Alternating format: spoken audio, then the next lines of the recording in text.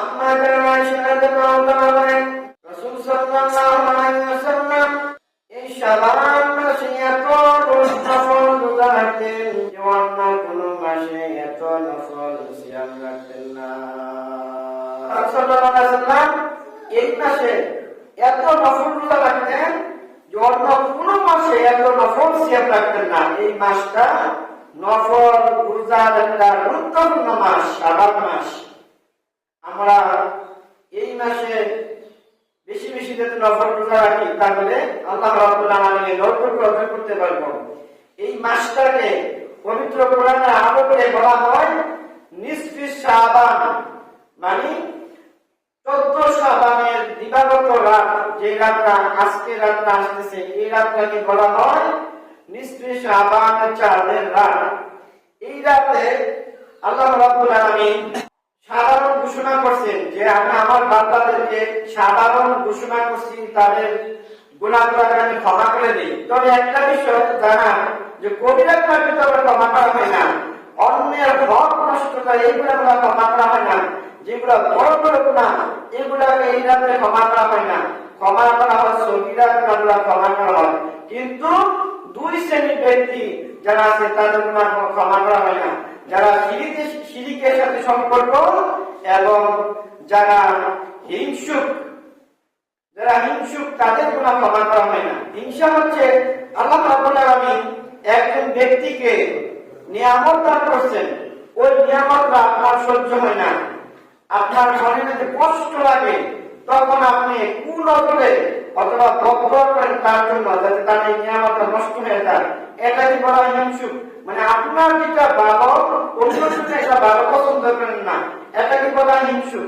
মনে করেন একজন ব্যক্তি একটা গাভী লালন পালন করে, ওই গাভী থেকে প্রচুর দুধ সে দোহন করে বাজারে বিক্রি করে। আপনি যখন জানতে পারবেন তার গাভী দৈনিক 10 কেজি 12 কেজি দুধ দেয়, তখন আপনার মনে মনে একটা কষ্ট আসলো। কোন সময় যে গাভীটা দেখেন তখন আপনি এটার প্রতি কোন নজর দেন। তারপরে দেখা যায় কিছুদিন পরে অথবা এই দিন সকালবেলা আর গাভী থেকে দুধ দহন যায় না, লাঠি মারে, বালতি ফালা দেয়। এই কোন নজর কেন রাখলো? হিংসার কারণে। এগুলা সমাজে অনেক হয়, এমনকি অনেক গাছের মধ্যে ফল আছে। আমি মনে দেখছি অনেকগুলা ডাব আছে গাছের মধ্যে, সুন্দর সুন্দর ডাব, ফলে দেখে একদিন সবগুলা ডাব ফেটে পানিগুলা নিচে পড়ে গেল। রাসূল সাল্লাল্লাহু আলাইহি ওয়াসাল্লাম বলেন, মুমিন ব্যতীত কোনো মানুষ জান্নাতে প্রবেশ করবে না, আর কোনো মানুষ ততক্ষণ পর্যন্ত মুমিন হতে পারবে না যতক্ষণ পর্যন্ত সে নিজের জন্য যেটা ভালো মনে করে অন্যের জন্য ভালো মনে করে না।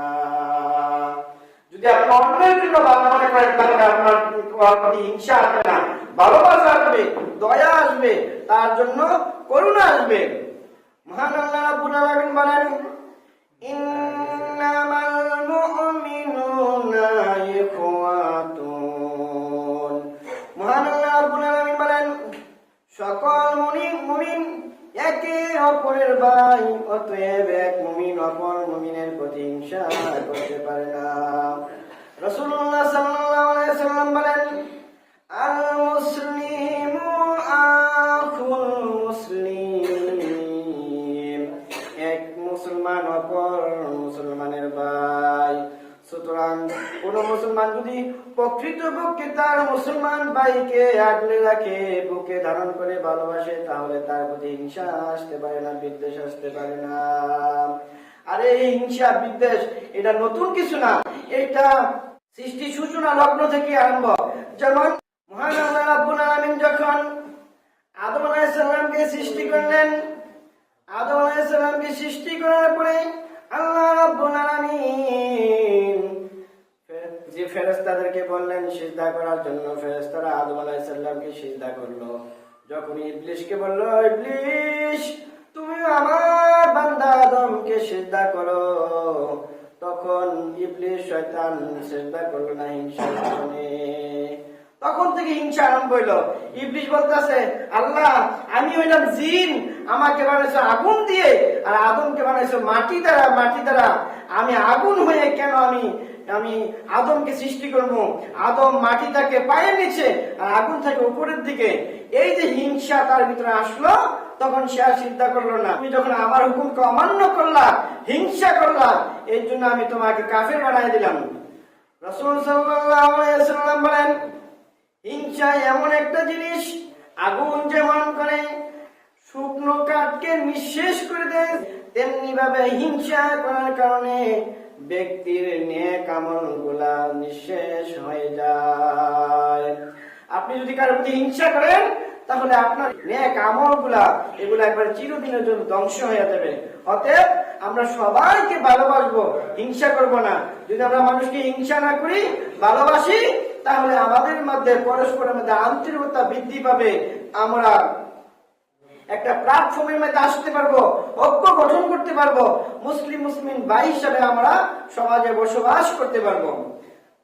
আমরা সবাই চাই যেন আমাদের রিজিকের মধ্যে বরকত আসে, আমাদের হায়াতের মধ্যে বরকত আসে। এই বরকতকে কেন্দ্র করে, ফজিলতকে কেন্দ্র করে বিভিন্ন মসজিদে এই আজকে রাতে কেন্দ্র করে তারা রোজা রাখবে এবং কি নামাজ পড়বে। হাদিস শরীফ থেকে শুনেন, রাসূলুল্লাহ সাল্লাল্লাহু আলাইহি ওয়াসাল্লাম বলেন, এই রাতের মধ্যে কোনো নামাজ নাই, এই রাতকে কেন্দ্র করে কোনো রোজা নাই। যারা নিয়মিত নামাজ পড়ে, নফল নামাজ, অনেকে আছে রাত্রেবেলা নফল নামাজ পড়ে, তাহাজ্জুদ নামাজ পড়ে, তারা আজকেও তাহাজ্জুদ নামাজ পড়বে, নফল নামাজ পড়বে, সমস্যা নাই। আবার যারা নিয়মিত রোজা রাখে, প্রতি মাসে আয়াম বিধি রোজা রাখে অথবা এমনি নফল রোজা রাখে, নামাজ পড়বে, আজকে নামাজ পড়বে, সমস্যা নাই, রোজা রাখবে, সমস্যা নাই, কিন্তু এই নামাজটাই, রোজাটা যেন এই দিনকে কেন্দ্র করে না হয়। কারণ হাদিস শরীফের মধ্যে, কোরআনের মধ্যে কোথাও লেখা নাই যে শবে বরাত হাদিস শরীফের মধ্যে যা আছে, কোরআন শরীফের মধ্যে যা আছে, ওইটাকে বলা হয় ইন্না আনজালনাহু ফি লাইলাতিল কদর। হাদিসের আলোকে, কোরআনের আলোকে শবে বরাত বলা হয় লাইলাতুল কদরের রাত্রকে। আর এই রাত্রে আপনি নামাজ না পড়লেও ক্ষমা পাবেন, রোজা না রাখলেও ক্ষমা পাবেন, যদি আপনার ভিতরে হিংসা না থাকে, আপনার ভিতরে বিদ্বেষ না থাকে, আর আপনার যদি কোনো শিরকের সাথে সম্পর্ক না থাকে। এই রাতে যদি নফল নামাজ পড়তে চান, পড়তে পারবেন, বাধা নাই। কারণ নফলের মধ্যে কোনো বাধা নাই, পড়বেন, মনে মনে নিয়ত রাখবেন এটা নফল নামাজ। আর যদি রোজা রাখতে চান, মনে মনে নিয়ত রাখবেন এটা নফল রোজা। আপনি শুধু আজকে 2 দিন কেন, সারা মাস রোজা রাখেন, আপনার কোনো বাধা নেই, আপনার সওয়াব হবে। নামাজ পড়তে চান, সারা রাত্র নামাজ পড়েন, সমস্যা নাই, সারা দিন নামাজ পড়েন, সমস্যা নাই, কিন্তু নিয়ত থাকতে হবে কি, যেটা নফল নামাজ। যেমন মহান আল্লাহ রাব্বুল আলামিন বলছেন, তোমরা যখন পশু কুরবানি করবে, তখন বিসমিল্লাহি আল্লাহু আকবার বলে পশু কুরবানি করবা। তাহলে পশু কুরবানিটা হবে ইবাদতের মাধ্যমে। আবার কিছু কিছু এলাকায় আছে ভণ্ড পীরের নামে, পীরের নামকে নিয়ে কুরবানি করে, পশু জব করে, তাহলে সাথে সাথে পীরের নাম নেওয়ার কারণে এটা শিরক হয়ে যায়। কারণ আল্লাহ কোরআনে বলছে, তোমরা পশু কুরবানি করবে আমি আল্লাহর নাম নিয়ে, বিসমিল্লাহি আল্লাহু আকবার। তো বিভিন্ন এলাকা আছে, বিভিন্ন আলেমও বলে যে পীরের নামে, পীরের নাম নিয়ে কুরবানি করা সুন্নাত। একটা বিষয় তোমরা জেনেন, যেমন যেটাতে তো ভালো আছে সেটা তেমন খারাপ আছে। স্বর্ণ যেমন আমাদের কাছে খুবই মূল্যবান জিনিস, আবার স্বর্ণের নকলও আছে। তেমনি ভাবে যেমন বাবা কোরআন হাদিসের আলোকে কথা বলার মতন মানুষ আছে, হুজুর আছে, আলেম আছে, তেমনি আবার কোরআন হাদিসের বিকল্প ব্যাখ্যা করে, অপব্যাখ্যা করে আপনাকে এমন কিছু আমল ইবাদত শিখাবে যে আমল ইবাদত কারণে আপনাকে আল্লাহ রাব্বুল আলামিন জাহান্নামে দেওয়ার জন্য যথেষ্ট হয়ে যাবে। অতএব আমরা যদি আমাদের জীবনে বরকত চাই, আমাদের হায়াতে বরকত চাই, রিজিকে বরকত চাই, কোরআন হাদিসের আলোকে আমি কয়েকটা বিষয় আপনাদেরকে জানাই, কি কি আমল করলে আমাদের হায়াতে বরকত হবে, কি কি আমল করলে আমাদের রিজিকে বরকত হবে। 1 নম্বর, মহান আল্লাহ রাব্বুল আলামিন পবিত্র কোরআনে বলেন, যেই সমাজ, যেই জাতি, যেই এলাকা আমি আল্লাহ রাব্বুল আলামিনের উপরে ঈমান আনছে এবং কি আমাকে ভয় করছে, তাকওয়া অবলম্বন করছে, অপরাধী কাজ থেকে বেঁচে রাখছে, আমি আল্লাহ রাব্বুল আলামিন আকাশ থেকে তাদের উপরে রিজিকের ব্যবস্থা করে দেই, জমিনকে ফেলে দিয়ে জমিনে তাদেরকে আমি রিজিকের ব্যবস্থা করে দেই। তাহলে যদি আমরা বরকত চাই আমাদের রিজিকের মধ্যে, আমাদের হায়াতের মধ্যে, তাহলে আমরা প্রথম কি কাজ করতে হবে? পরিপূর্ণ ঈমান আনতে হবে এবং তাকওয়া অবলম্বন করতে হবে। তাকওয়া বলা হয় ওইটাকে যে প্রত্যেকটি কাজে আল্লাহর ভয় করে আমরা চলবো, যেটা আমরা পরকালে আসামির কাঠগড়ায় না দাঁড়াতে হয়, ওইটাকে বলা হয় তাকওয়া। 2 নাম্বার ইস্তিগফার, তওবা করা। কোন এলাকার কোন সমাজের মানুষ যদি তওবা করে তাহলে আমি আল্লাহ রাব্বুল আলামিন তাদেরকে বরকত দিয়ে পরিপূর্ণ করে দেই। যদি খাঁটি ভাবে তওবা করা হয় গুনাহ থেকে, যে আল্লাহ আর গুনাহ করব না, তখন আল্লাহ রাব্বুল আলামিন বরকত দেন এবং যে নিয়ামত দেন নিয়ামত আরো বাড়িয়ে দেন। মুসা আলাইহিস সালামের জামানায় জমিনগুলা ফেটে চৌচির হয়ে গেল, বৃষ্টি হইতেছে না। এমন সময় মুসা আলাইহিস সালাম তার কাউমদেরকে নিয়ে এক জায়গায় বসেন, আল্লাহর কাছে দোয়া করেন, রব্বুল আলামিন আমাদের জমিনগুলা রৌদ্রের কারণে ফেটে চৌচির হয়ে গেল, জমিনের মধ্যে বৃষ্টি না হওয়ার কারণে আমাদের রিজিকের সমস্যা হয়ে গেছে। আল্লাহ রাব্বুল আলামিন আপনি দয়া করে বৃষ্টি দিয়ে আমাদের জমিনকে সজীবতা করে দেন। মুসা আলাইহিস সালাম আল্লাহ রাব্বুল আলামিনের কাছে দোয়া আরম্ভ করলেন, বৃষ্টি হইতেছে না। আবার কিছুদিন পরে আবার দোয়া করলেন, বৃষ্টি হইতেছে না। আবার তৃতীয় দিন যখন আবার দোয়া করলেন, আল্লাহ গো দয়া করে আমাদের সমাজের মধ্যে, আমাদের এলাকার মধ্যে বৃষ্টির মাধ্যমে আমাদের রিজিকের ফয়সালা করে দেন। এমন সময় আল্লাহ রাব্বুল আলামিন বলেন, ও মুসা, তুমি যাদেরকে নিয়ে দোয়া করতেছো, এই তোমার সমাজের মধ্যে এমন একটা ব্যক্তি আছে, এত বড় গুনাহ করছে, তার গুনার কারণে আমি বৃষ্টি দিতেছি না। যদি দয়া করে তাকে তোমাদের সমাজ থেকে বের করে দাও, তাহলে আমি আল্লাহ রাব্বুল আলামিন তোমাদেরকে বৃষ্টি দিয়া পরিপূর্ণ করব। এমন সময় মুসা আলাইহিস সালাম সমাজের সবগুলো লোককে একত্রিত করলেন। একত্রিত করার পরে বলতেছে, ও আল্লাহর বান্দারা শুনো, আল্লাহ রাব্বুল আলামিন আমার কাছে খবর পৌঁছেছে যে আমাদের মধ্যে একজন ব্যক্তি আছে যে সবথেকে বড় গুনাহগার, অনেক গুনাহ করছে। ওই লোকটা যদি এখান থেকে বের হয়ে যাও, তাহলে আল্লাহ রাব্বুল আলামিন আমাদেরকে বৃষ্টি দিবেন। এই কথা বলার পরে এই বৈঠকের মধ্যে যারা ছিল, এই বৈঠকের মধ্যে ওই গুনাহগার ব্যক্তিটাও ছিল। ওই গুনাহগার ব্যক্তিটা থাকার পরে তিনি মনে মনে চিন্তা করলেন, এখন যদি আমি এখান থেকে বের হয়ে যাই, তাহলে সবাই আমাকে চিনতে পারবে যে আমি সবচেয়ে বড় গুনাহগার। এই ব্যক্তি মনে মনে আল্লাহ রাব্বুল আলামিনের কাছে দোয়া করলেন, তওবা করলেন, রব্বুল আলামিন আমি তোমার বান্দা, বড় গুনাহগার। সমাজের কেউ জানে না আমি কত গুনাহ করছি, একমাত্র তুমি জানো। আল্লাহ গো, আমার কারণে তুমি সমাজে বৃষ্টি দিতেছো না, এলাকার মধ্যে বৃষ্টি দিতেছো না। রব্বুল আলামিন তোমার নাম তো গাফফার, তোমার ওই গাফফার নামের খাতিরে আমি আমার অন্তর দিয়ে আমি তওবা করে নিলাম, ইস্তিগফার করলাম। দোয়া শেষ করার আগে আল্লাহ রাব্বুল আলামিন আকাশ থেকে বৃষ্টি নাযিল করে দিলেন। মুসা আলাইহিস সালাম আল্লাহ রাব্বুল আলামিনকে বললেন, রব্বুল আলামিন তুমি বলছো আমাদের বৈঠকের মধ্যে একজন ব্যক্তি আছে গুনাহগার, তাকে বের করে দিলে তুমি বৃষ্টি দিবা, কিন্তু কেউ তো বের হলো না, তারপরে তো তুমি বৃষ্টি দিয়ে দিলা, তার কারণ কি? আল্লাহ রাব্বুল আলামিন বলেন, মুসা আমি মানুষের অন্তরের খবর জানি, তুমি তো অন্তরের খবর জানো না। যে গুনাহগার ব্যক্তিটা তোমার বৈঠকের মধ্যে ছিল, ওই বৈঠকে থাকা অবস্থায় সে আমি আল্লাহ রাব্বুল আলামিনের কাছে খাস ভাবে তওবা করলো, এই জন্য আমি আল্লাহ রাব্বুল আলামিন তার চোখের পানি শুকানোর আগে আগে বৃষ্টি দিয়া তোমাদেরকে রিজিকের ব্যবস্থা করে দিলাম। এই ঘটনা থেকে বুঝলাম যে আমাদের রিজিকে বরকত হবে, হায়াতে বরকত হবে আমরা ইস্তিগফার করলে। 3 নাম্বার কারণ হলো যখন বিপদ আপদের সময় আমরা শুকরিয়া আদায় করি, বিপদ আপদে যদি বলি আলহামদুলিল্লাহ, ধৈর্য ধারণ করি, তখন আল্লাহ রাব্বুল আলামিন আমাদের কাছে নিয়ামত বাড়ায় দেয়। রাসূল সাল্লাল্লাহু আলাইহি সাল্লামের সাহাবী আবু তালহা সন্তান রেখে দূরে চলে গেলেন ব্যবসা করার জন্য, আর তার স্ত্রীকে বলে গেলেন, ও আমার স্ত্রী, আমি দূরে চলে যাই, আমার সন্তানকে তুমি সুন্দর করে লালন পালন করিও। আবু তালহা দূরে চলে গেলেন ব্যবসা করার জন্য। যখন বাসায় আসার সময় হইল, এই দিন এই আবু তালহা বাড়িতে আসবেন, এই দিন দুপুরবেলা এই উমাইর দুনিয়া থেকে বিদায় হয়ে যায়। আবু তালহা ব্যবসা করার পরে বাসায় আসলেন।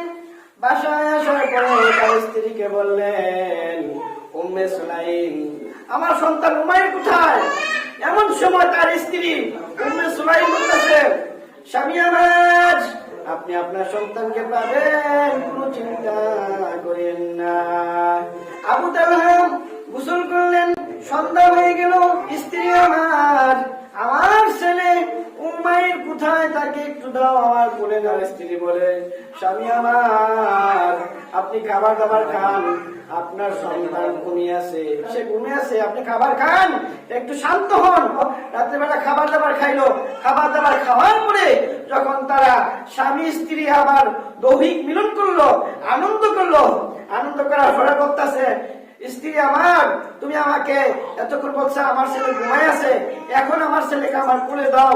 স্বামী আমার, কোন ব্যক্তি যদি আপনার কাছে একটা স্বর্ণের হার যদি আমানত রাখে, আর যদি কোন সময় বলে আমার স্বর্ণের হারটা দিয়ে দাও, আপনি যদি ওই হারটা দিতে চান, তাহলে আপনার মনে কি কষ্ট আসবে নাকি আনন্দ আসবে? এমন সময় আবু তালহা বলে, ও উম্মে সুলাইম, আমার মনে আমি সময় মতো আমি পৌঁছে দিছি, এজন্য আমার মনে আনন্দ আসবে। এমন সময় উম্মে সুলাইম বলে, স্বামী আমার, আমাদের সন্তান উমাইরকে আল্লাহ রাব্বুল আলামিন আমাদের কাছে আমানত দিছিল। আল্লাহ রাব্বুল আলামিন আমাদের সন্তানকে দুনিয়া থেকে নিয়ে গেছে, খাটের মধ্যে আমার সন্তানকে শোয়া গেছে। এই কথা বলার পরে আবু তালহা রেগে গেলেন, বলতেছে, তুমি আমাকে আগে কেন বলো না? তুমি কেন লুকাইছো যে ঘুমাই আছে? আবু তালহা বলতেছে, আমি রাসূল সাল্লাল্লাহু আলাইহি ওয়াসাল্লামের কাছে এখনই যাব, তোমার নামে বিচার দেবো যে তুমি কেন আমাকে এরকম একটা শাস্তি দিলা? আমার সন্তান এত আগে মৃত্যুবরণ করলো আর আমাকে তুমি জানালে না। আবু তালহা রাসূল সাল্লাল্লাহু আলাইহি ওয়াসাল্লামের কাছে গেলেন, হে আল্লাহর রাসূল, আপনার কাছে একটা বিচার দেওয়ার জন্য আসছি। আমার সন্তান উমাইর দুনিয়া থেকে বিদায় হয়ে গেছে। আল্লাহ সাল্লাল্লাহু করে আমার স্ত্রী উম্মে সুলাইম আমাকে জানায় নাই, বিষয়টি গোপন রাখছে। রাসূল, আপনার কাছে আমি বিচার দিতে আসলাম। রাসূল সাল্লাল্লাহু আলাইহি ওয়াসাল্লাম বলেন, ও তালহা, তুমি চিন্তা করো না, আজকে রাতে তোমার স্বামী স্ত্রী যে মিলন করছো, আমি আল্লাহ রাব্বুল আলামিনের কাছে দোয়া করলাম, আল্লাহ রাব্বুল আলামিন যেন তোমাদের এই বিপদে ধৈর্য ধরার কারণে আল্লাহ যেন তোমাদের কারো বরকত দান করে দেন। রাসূল সাল্লাল্লাহু আলাইহি ওয়াসাল্লাম দোয়া করলেন, এই স্বামী স্ত্রী মিলনের মাধ্যমে আল্লাহ রাব্বুল আলামিন তাদের করে এমন একটা সন্তান দান করলেন যার নাম আব্দুল্লাহ। আব্দুল্লাহ করে আমার বড় হলো, আব্দুল্লাহ করে আল্লাহ রাব্বুল আলামিন আবার 7 জন সন্তান দান করেছেন ছেলে। বিপদে যখন আপনি ধৈর্য ধারণ করবেন, তখন আল্লাহ রাব্বুল আলামিন বরকত দান করবেন। রাসূল সাল্লাল্লাহু আলাইহি ওয়াসাল্লাম বলেন, কোন মানুষ যদি তার হায়াতে বরকত চায়, কোন মানুষ যদি তার রিজিকে বরকত চায়, তাহলে সে যেন আত্মীয় স্বজনের সম্পর্ক বজায় রাখে। আপনি যদি আত্মীয় স্বজনের সাথে সম্পর্ক বজায় রাখেন, তাহলে আপনার হায়াতে বরকত হবে, রিজিকে বরকত হবে। তাহলে এগুলো আমরা আমলে নিব, আমরা আত্মীয় স্বজনের খোঁজ খবর নেব, তাদের সাথে উঠা বসা করবো। রাসূল সাল্লাল্লাহু আলাইহি ওয়াসাল্লাম বসে আছেন, এমন সময় এক সাহাবী এসে বলতেছেন, ইয়া রাসূলুল্লাহ, ইয়া হাবিবাল্লাহ, আমরা পরিপূর্ণভাবে খাবার খাই কিন্তু আমাদের পেটে তৃপ্তি আসে না, তার কারণ কি? রাসূল সাল্লাল্লাহু আলাইহি ওয়াসাল্লাম বলেন, সম্ভবত তোমরা মনে হয় ভিন্ন ভিন্ন ভাবে খাবার খাও, তোমাদের দিকে বরকত আসে না, আর তোমরা খাবার খাওয়ার সময় বিসমিল্লাহ বলো না। সাহাবী বলেন, ইয়া রাসূলুল্লাহ, ইয়া হাবিবাল্লাহ, আপনি সত্য কথা বলেছেন, আমরা আলাদা আলাদা খাবার খাই আর মাঝে মধ্যে বিসমিল্লাহ বলে যাই। রাসূল সাল্লাল্লাহু আলাইহি ওয়াসাল্লাম বলেন, এই কারণে তোমাদের খাবারের মধ্যে বরকত আসে না।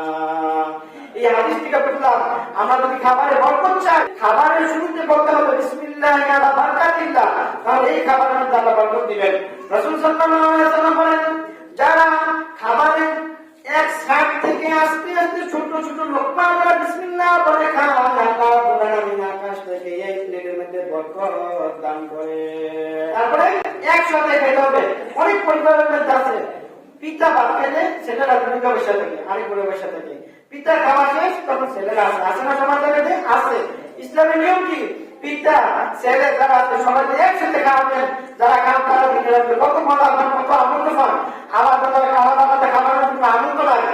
অনেক সময় যারা জমিতে কাজ করে দিন অনেক জায়গায় 40 জন 20 জন কাজ করে, ওইখানে চকের মধ্যে জমিনের মধ্যে সব খাবার টাকা বর্তা দেখালো কোন বাচ্চার বেশি স্বাদ থাকে। যখন আমরা একসাথে পয়সা খাবেন তখন এগুলো আমরা আনন্দ বেশি রাখবো। রাসূল সাল্লাল্লাহু আলাইহি ওয়াসাল্লাম সাহাবাদেরকে নিয়ে অনেক সময় বড় টেবিলে খাবার খাবেন, এগুলো আমাদের আনন্দ বেশি আসবো, বরকত বেশি আসবো। তাহলে আমরা বুঝলাম, আমরা প্রথমে বুঝলাম যে তাকওয়া আল্লাহকে ভয় করে অপরাধ থেকে বেঁচে থাকলে বরকত আসবো। তারপরে শুকরিয়া আদায় করলে, তারপরে দান সৎকার করলে, দান সৎকার করলে রুজিকে বরকত আসে। তারপরে একসাথে খাইলে বরকত আসে, আত্মীয় সম্পর্ক বজায় রাখলে বরকত আসে, ইস্তিগফার তওবা করলে হায়াতে এবং রিজিকে বরকত আসে। সুতরাং আমরা এই কোরআন হাদিসের সংক্ষিপ্ত আলোচনা থেকে বুঝলাম, আমরা যদি হায়াতে বরকত চাই, রিজিকে বরকত চাই, তাহলে আমরা এই কাজগুলো করব। মহান আল্লাহ রাব্বুল আলামিন বলেন, ফালিয়াবুদু রাব্ব হাযাল বাইত আল্লাযী আত'আমাহুম মিন জু'in ওয়া আমানাহুম মিন খাউফ। মহান আল্লাহ রাব্বুল আলামিন বলেন, তোমরা যদি রিজিক চাও, তোমরা যদি ভয় ভীতি থেকে বেঁচে চাও, তাহলে এই কাবাগরের মালিকের ইবাদত করো। কাবাগরের মালিকের ইবাদত যদি করো, তাহলে আল্লাহ রাব্বুল আলামিন তোমাদের হায়াত এবং রিজিকে, তোমাদের ভয় ভীতি সবগুলো আমি দূর করে দেব, রিজিকে বরকত দেব, খাবারে তোমাদের বরকত দেব। সুতরাং আজকে যে রাতটা আসছে, যেটাকে আমরা শবে বরাত বলি, আরবিতে বলা হয় নিসফে শাবান, মানে শাবান মাসের 14 তারিখ রাত। এই রাতের মধ্যে, এই রাতকে কেন্দ্র করে, এই রাতের নামে কোনো নামাজ নাই, কোনো রোজা নাই। আপনি নফল নামাজ পড়বেন, নফল নামাজ বলবেন যে মনে মনে বলবেন যে আমি নফল নামাজ পড়তেছি। আপনি যদি রোজা রাখেন, বলবেন যে আমি নফল রোজা রাখছি। আপনি বলতে পারবেন না যে বরাত রোজা রাখছি, সর্বরাত রোজা রাখছি। অনেক আপনি বলুন, অনেক বুঝুন বলুন, কিন্তু কোরআন হাদিসে নাই, কোরআন হাদিসে না থাকলে আপনি পালন করতে পারবেন না। সারা রাত নামাজ পড়ে, সারা মাস রোজা রাখেন, সমস্যা নাই, খালি মনে নিয়তটা পার্থক্য। বলবেন নফল রোজা, নফল নামাজ। যেমন সাহাবীরা সবাই রাত্রিবেলা নফল নামাজ পড়তো, নফল রোজা রাখতো, তারা তো বাসায় নামাজ পড়তো। আর আমরা তো বাসায় নামাজ পড়ি না, এই জন্য আমরা মসজিদে আছি। কোন হাদিসে না যে এই সবে বরাত উপলক্ষে সাহাবীরা মসজিদে এসে রমজান নামাজ পড়ছে। যদি আপনারা পড়তে চান করবেন, বাধা নাই, কিন্তু মনে নিয়ত রাখবেন এটা নফল নামাজ। আর যদি দিনের বেলা রোজা রাখতে চান, তাহলে নিয়ত করতে হবে যে নফল রোজা রাখতেছি। রাসূল যেভাবে সারা মাস রোজা রাখতেন, এই শাবান মাসকে কেন্দ্র করে ওই নফল রোজা রাখতেছি। কিন্তু সবে বরাতে নাম রোজা রাখবেন না, তাহলে রোজা হবে না, বেদাত হবে। কোন আলেম বলতে পারবে না যে নবীজি এই নামে রোজা রাখছে, নবীজি রাখছে নফল রোজা। অতএব এখান থেকে শিক্ষা নিলাম, আপনারা বাড়িতে নামাজ পড়ার সওয়াব বেশি, নফল নামাজ যত নফল নামাজ আছে বাড়িতে হলে সওয়াব বেশি। যেমন নবীজির হুসনা একটা এর পাশে নবীজির গড়, তবু নবীজি ফরজ নামাজ পড়ে, ফরজ করে তাজগুলা করতেন, তাজগুলা করে এখানে সুন্নত করতেন না, নবীজি রুমে চলে যেতেন। তাহলে বলেন একদমই নবীজির ভাষা, একবার শুধু দরজাটা পর্যন্ত ভাষা, তবু নবীজি এই মসজিদে নববীতে সুন্নত করতেন না, নফল করতেন না, নবীজি ভাষা চলে যেতেন। কারণ রাসূল সাল্লাল্লাহু আলাইহি ওয়াসাল্লাম বলেন, যারা বাসার মধ্যে নামাজ পড়ে আল্লাহ রাব্বুল আলামিন আসমান থেকে ওই ঘরের রহমত নাযিল করেন। আর বাসার মধ্যে নামাজ পড়ে তার স্ত্রী এবং তার ছেলেমেয়েরা নামাজ শিক্ষা হইল, এজন্য আল্লাহ রাব্বুল আলামিন তাদেরকে আরো নিয়ামত দান করেন। অতএব যদি আপনারা আজকে রাতে নামাজ পড়তে চান, নামাজ পড়বেন, সাধারণত কোনো অসুবিধা নাই, রোজা রাখেন, সমস্যা নাই।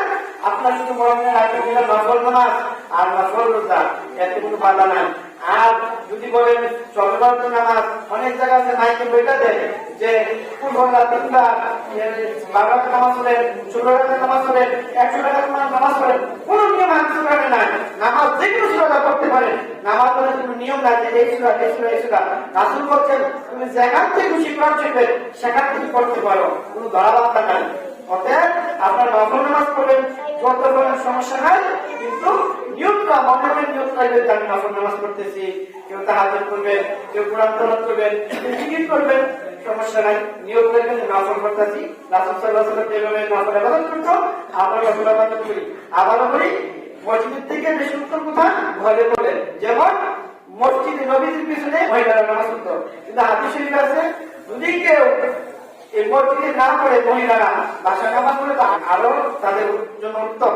তেমনি ভাবে নফল নামাজ পুরুষের জন্য মসজিদের চেয়ে বাসায় উত্তম। আমরা যদি মসজিদে নামাজ পড়তে আসি, আসবেন, সবসময় নামাজ পড়বেন, যে যত টাকা পড়েন অথবা বাড়িতে পড়েন, এতে কোনো বাধা নাই। বাধা হবে একটা, তো যখন আপনি বলবেন যেটা সবাই বেড়াতে নামাজ, সবাই বেড়াতে রোজা, তাহলে কারণ সমস্যা হবে। আপনি সেটা আমার কোনো বাধা নাই, কারণ আল্লাহ আমার মুক্তির মুক্তা বলতে হতো, কারণ রাসূল বলছেন বাল্লিগ আন্নী ওয়ালাউ আয়াত, একটা আয়াত যদি জানো তুমি এটা প্রচার করো।